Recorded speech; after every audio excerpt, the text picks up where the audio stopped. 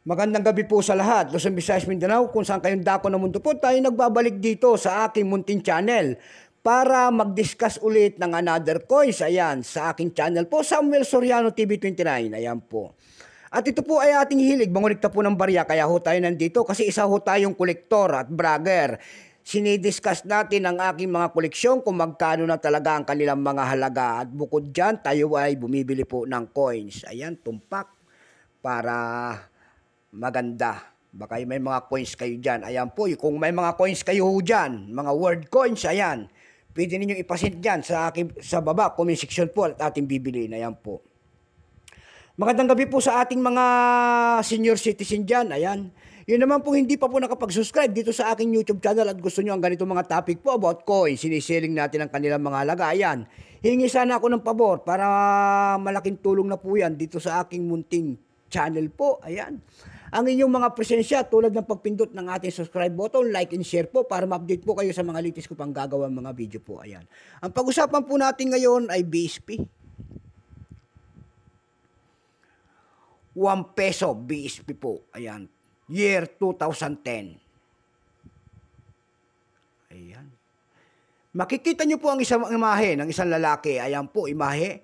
Mayroon nakalagay sa kanyang harapan po na 1 peso and din ang kanyang pangalan sa baba. Siya po ay si Andres Bonifacio, ang dakila nating bayani. And then year, and then mint mark, and then Republika ng Pilipinas sa kanyang uluhan. Pagkatalikod do, may year 1993 dyan, ang pagtatag ng ating Bangko Sentral, and then Catwill po. Diyan po bumabase ang ating mga kolektor kung anong dayan. Ayan po.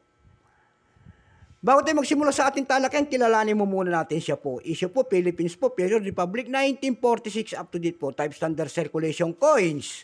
Years 2003 hanggang 2017, ayan. 2003 hanggang 2017 lamang ito kasi ito po ay magnetic, hindi walay nila kasi may magkaibang materialis ang ginamit doon sa 1995 hanggang 2003 din. Kasi non-magnetic yon. Ayan po. Pero ang suma total dapat nitong years magmula 1995 hanggang 2017. Value nito, peso po. Nakapalob po ito sa BSP series. Currency piso, 1967 up to date po. Composition po nito ay nickel-plated steel. May bigat lamang itong 5.35 grams. May haba pong 24 mm. May kapal po naman itong 1.9 mm. Hugis po, bilog. Orientation niya, middle alignment number N-17107. Reference number KM-269-A. Kung tawagin ang kanya nasa likod po, ito po ay Central Bank of the Philippines po. Ito pong year 2010, ito po ay dalawang variety ipinabas ng ating Bangko Sentral. May tinatawag sila nitong 2010, reverse die 2, ayan, 13%. Ayan po. Meron naman ditong 2010, bold letters, reverse die 3, 1.2%. Ayan, ito pong hawak natin. Wala hong selling price. Ayan.